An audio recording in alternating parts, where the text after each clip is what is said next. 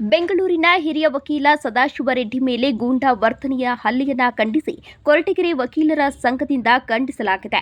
ಕೈಗೆ ಕೆಂಪು ಪಟ್ಟಿಯನ್ನು ಧರಿಸಿ ಮೌನ ಪ್ರತಿಭಟನೆಯನ್ನು ನಡೆಸಲಾಗಿದೆ. ಕೊರಟಗೆರೆ ವಕೀಲರ ಸಂಘದ ವತಿಯಿಂದ ನ್ಯಾಯಾಲಯದ ಆವರಣದಿಂದ ತಾಲೂಕು ಕಚೇರಿವರೆಗೆ ಕೆಂಪು ಪಟ್ಟಿಯನ್ನು ಧರಿಸಿ ಮೌನ ಪ್ರತಿಭಟನೆಯನ್ನು ನಡೆಸಿದ್ದಾರೆ. ಕಿಡಿಗೇಡಿಗಳನ್ನು ಬಂಧಿಸಿ ಕಠಿಣ ಕ್ರಮ ಕೈಗೊಳ್ಳುವಂತೆ ವಕೀಲರ ಸಂಘದಿಂದ ಆಗ್ರಹಿಸಲಾಗಿದೆ. ವಕೀಲರಿಗೆ ಹೆಚ್ಚಿನ ಭದ್ರತೆಯನ್ನ ನೀಡುವಂತೆ ರಾಜ್ಯ ಸರ್ಕಾರಕ್ಕೆ ಮನವಿಯನ್ನ ಮಾಡಿದ್ದಾರೆ ವಕೀಲ ಸಂಘ. ಇನ್ನು ಕೊರಟಗೆರೆ ವಕೀಲರ ಸಂಘದ ಅಧ್ಯಕ್ಷ ಸಂತೋಷ್ ಮಾತನಾಡಿ, ಕಕ್ಷಿದಾರನ ಪರವಾಗಿ ವಾದ ಮಾಡುವುದು ವಕೀಲರ ಕರ್ತವ್ಯವಾಗಿದೆ.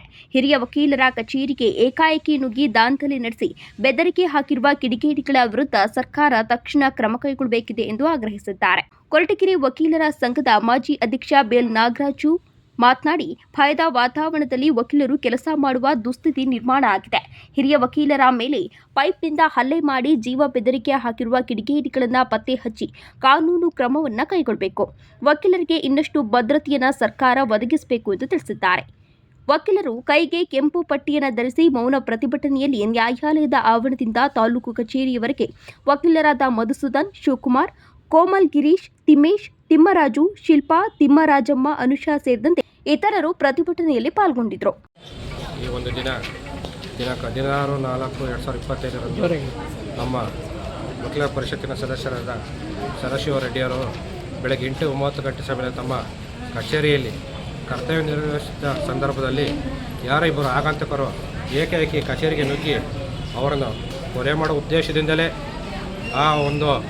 ಅವ್ರ ಮೇಲೆ ಒಂದು ಪ್ಲಾಸ್ಟಿಕ್ ಫೈಬರ್ ಪೈಪ್ನಿಂದ ಅವ್ರ ಮೇಲೆ ಮಾರಣಾಂತಿಕವಾಗಿ ಹಲ್ಲೆ ನಡೆಸಿದ್ದಲ್ಲದೆ ಅವರಿಗೆ ಮತ್ತು ಅವರ ಕುಟುಂಬದವರಿಗೆ ಬೆದರಿಕೆಯನ್ನು ಸಹ ಹಾಕಿ ನಿಮಗೇನಾರ ತೋಳಲಿನ ಶಕ್ತಿ ಇದ್ದರೆ ನೀವು ಬಂದು ಅವರ ದೂರವಾಣಿ ಸಂಖ್ಯೆಯನ್ನು ಸಹ ನಮೂದಿಸಿ ಆ ಒಂದು ಅಲ್ಲೇ ಇರ್ತಕ್ಕಂಥ ಒಂದು ದೂರವಾಣಿ ಅವರು ಅಪರಿಚಿತ ವ್ಯಕ್ತಿಗಳು ದೂರವಾಣಿ ಸಂಖ್ಯೆಯನ್ನು ಸಹ ಅಲ್ಲಿ ನಮೂದಿಸಿ ನೀವು ಯಾವ ರೀತಿ ನೀವು ನಮ್ಮ ಮೇಲೆ ಕ್ರಮ ನೋಡ್ತೀನಿ ಎಂದು ಅವ್ರಿಗೆ ಬಹಿರಂಗವಾಗಿ ಚಾಲೆಂಜು ಹಾಕಿ ಅವರನ್ನು ಮಾರಣಾಂತಿಕ ಹಲ್ಲೆಗೊಳಿಸಿದಲ್ಲದೆ ಅವ್ರಿಗೆ ಪ್ರಾಣ ಬೆದರಿಕೆಯನ್ನು ಹಾಕಿ ಹೋಗಿರ್ತಕ್ಕಂಥ ಈ ಒಂದು ಸಂದರ್ಭಕ್ಕೆ ಸಂಬಂಧಪಟ್ಟಾಗೆ ನಾವು ಈ ದಿನ ಕೊರಟಗೆರೆ ವಕೀಲರ ಸಂಘದಿಂದ ನಾವು ಈ ಒಂದು ಮೌನ ಪ್ರತಿಭಟನೆಯನ್ನು ತೋಳಿಗೆ ಕೆಂಪು ಪಟ್ಟಿಯನ್ನು ಧರಿಸಿಕೊಂಡು ಈ ಒಂದು ನಮ್ಮ ವಕೀಲರ ಸಂಘದಿಂದ ಇಲ್ಲಿಯವರೆಗೂ ನಮ್ಮ ತಾಲೂಕು ಆಫೀಸ್ ಕಚೇರಿಯವರೆಗೂ ಬಂದು ಈ ಒಂದು ಮನವಿಯನ್ನು ನಾವು ನೀಡ್ತಾ ಇದ್ದೀವಿ.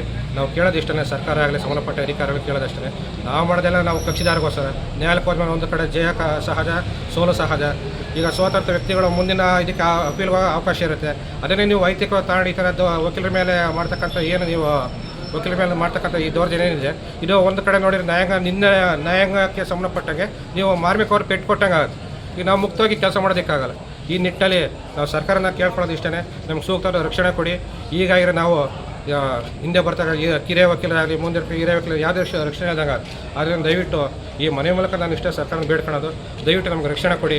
ನ್ಯಾಯಕ್ಕೆ ಏನಾಗ್ತದೆ, ಕೋರ್ಟ್ಗೆ ಸಂಬಂಧಪಟ್ಟ ನಾವು ಕೋರ್ಟ್ಗೆ ಹೋಗಿರ್ತೀವಿ, ವಕೀಲ ಹೋಗಿರ್ತೀವಿ, ಅಲ್ಲಿ ಏನೋ ತೀರ್ಮಾನಕ್ಕೆ ನಾವು ಭದ್ರ ಕಕ್ಷಿದಾರ ಭದ್ರ ಆಗಿರ್ಬೇಕಂತ ಹೇಳ್ತೀನಿ. ಆದರೆ ಈ ಮನವಿಯನ್ನು ದಯವಿಟ್ಟು ಮಾಧ್ಯಮ ಕೇಳೋದು ಇಷ್ಟೇ. ಈ ನಮ್ಮ ಮನವಿ ಏನಿದೆ ಇದನ್ನು ಸರ್ಕಾರಕ್ಕೆ ತಲುಪಿಸೋ ನಿಟ್ಟಲ್ಲಿ ನಿಮ್ಮ ಸಹಕಾರ ಅತ್ಯಮೂಲ ಅಂತ ಹೇಳಿ ಈ ನನ್ನ ಮಾತು. ದಿನಾಂಕ 16/4/2025 ಬೆಂಗಳೂರಿನ ಒಬ್ಬ ಹೆಸರಾಂತ ಹಿರಿಯ ವಕೀಲರಾದಂಥ ಸದಾಶಿವ ರೆಡ್ಡಿಯ ಮೇಲೆ ಅವರ ಕಚೇರಿಗೆ ನುಗ್ಗಿ ಇಬ್ಬರು ಅಪರಿಚಿತ ವ್ಯಕ್ತಿಗಳು ಅವರ ಮೇಲೆ ಮಾರಣಾಂತಿಕ ಹಲ್ಲೆ, ಅಂದರೆ ಒಂದು ಪೈಪ್ನಿಂದ ತಲೆಗೆ ಹೊಡೆಯುವ ಮೂಲಕ ಅವರಿಗೆ ಮಾರಣಾಂತಿಕ ಹಲ್ಲೆ ಮಾಡೋಕ್ಕೆ ಪ್ರಯತ್ನಪಟ್ಟಿದ್ದಾರೆ. ಅದನ್ನು ತಕ್ಷಣವೇ ಅಲ್ಲಿ ಒಬ್ಬ ಸಹಾಯಕ ಅದನ್ನು ಕಾಪಾಡಿ ಅವರನ್ನು ಜೀವ ರಕ್ಷಣೆ ಮಾಡಿದ್ದಾರೆ. ಈ ಒಂದು ಘಟನೆಗಳು ನಮ್ಮ ವಕೀಲ ವೃಂದದ ಮೇಲೆ, ವಕೀಲ ಬಾಂಧವರ ಮೇಲೆ ರಾಜ್ಯಾದ್ಯಂತ ತುಂಬಾ ಇಂತಹ ಒಂದು ಘಟನೆಗಳು ನಡೀತಾಲೇ ಬಂದಿದ್ದಾವೆ. ಈಗಲೂ ಕೂಡ ನಮಗೆ ವಕೀಲರ ರಕ್ಷಣೆ ಕಾಯ್ದೆ ಏನು ಬಂದಿದೆ, ಆ ರಕ್ಷಣೆ ಕಾಯ್ದೆ ಈಗಲೂ ಕೂಡ ನಮಗೆ ಫಲ ಸಿಗ್ತಾ ಇಲ್ಲ. ಆ ವಕೀಲರ ರಕ್ಷಣಾ ಕಾಯ್ದೆಯನ್ನು ಇನ್ನೂ ಗಂಭೀರವಾಗಿ ತೆಗೆದುಕೊಂಡು ತಿದ್ದುಪಡಿ ಮಾಡಿ ವಕೀಲ ಬಾಂಧವರಿಗೆ ರಕ್ಷಣೆ ಕೊಡಬೇಕು. ಆ ಒಂದು ವಕೀಲರಿಗೆ, ಹಿರಿಯ ವಕೀಲರಿಗೆ ಏನು ಅನ್ಯಾಯ ಆಗಿದೆ ಅವರಿಗೆ ಮತ್ತು ಈ ರಾಜ್ಯಾದ್ಯಂತ ಎಲ್ಲ ವಕೀಲರಿಗೂ ಸಮೇತ ನ್ಯಾಯ ದೊರಕಿಸುವಲ್ಲಿ ಹಾಗೂ ರಕ್ಷಣೆ ನೀಡುವಲ್ಲಿ.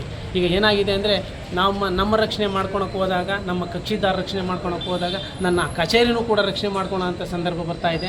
ಈ ಒಂದು ನಿಟ್ಟಿನಲ್ಲಿ ಸರ್ಕಾರ, ಅಂದರೆ ಸಂಬಂಧಪಟ್ಟ ಶಾಸಕರಿರ್ಬೋದು, ಸಚಿವರಿರ್ಬೋದು, ಮತ್ತು ಮುಖ್ಯಮಂತ್ರಿಗಳು ಇರ್ಬೋದು, ಈ ಒಂದು ರಕ್ಷಣಾ ಕಾಯ್ದೆಯನ್ನು ತಿದ್ದುಪಡಿ ಮಾಡುವ ಮೂಲಕ ಎಲ್ಲ ವಕೀಲರಿಗೂ ಹಾಗೂ ವಕೀಲರ ಸಂಸಾರಕ್ಕೆ, ಆ ವಕೀಲರ ವೃತ್ತಿಗೆ ಮತ್ತು ವಕೀಲರನ್ನೇ ನಂಬಿ ಬಂದಿರತಕ್ಕಂಥ ಕಕ್ಷಿದಾರರಿಗೆ ನ್ಯಾಯ ದೊರಕಿಸಬೇಕು ಅಂತ ಹೇಳಿ, ರಕ್ಷಣೆ ಕೊಡಬೇಕು ಅಂತ ಹೇಳಿ ಈ ಒಂದು ಸಂದರ್ಭದಲ್ಲಿ ನಾವು ಕೊರಟಗೆರೆ ನ್ಯಾಯಾಲಯದ ಆವರಣದಿಂದ ಈ ಒಂದು ತಹಶೀಲ್ದಾರ್ ಕಚೇರಿವರೆಗೂ ಕೂಡ ಮೌನ ಪ್ರತಿಭಟನೆ ಮಾಡುವ ಮೂಲಕ ಈ ಒಂದು ಘಟನೆಯನ್ನು ಖಂಡಿಸಿ ಅವರ ವಿರುದ್ಧ ಸೂಕ್ತ ಕ್ರಮ ಹಾಗೂ ಅತ್ಯುನ್ನತವಾದ ಗಂಭೀರವಾದ ಕ್ರಮವನ್ನು ಜರುಗಿಸಬೇಕು ಮತ್ತು ಆ ವ್ಯಕ್ತಿಗಳ ಹಿಂದೆ ಇರತಕ್ಕಂಥ ಕಾಣದ ಕೈಗಳ ಮೇಲೆ ಮತ್ತು ಕ್ರಮ ಜರುಗಿಸಬೇಕು ಅಂತ ಹೇಳ್ತಾ ಈ ಮೂಲಕ ಮಾಧ್ಯಮದ ಮೂಲಕ ಸರ್ಕಾರಕ್ಕೆ ಮನವಿಯನ್ನು ಸಲ್ಲಿಸ್ತಾ ಇದ್ವಿ. ಜೈ ಹಿಂದ್, ಜೈ ಕರ್ನಾಟಕ.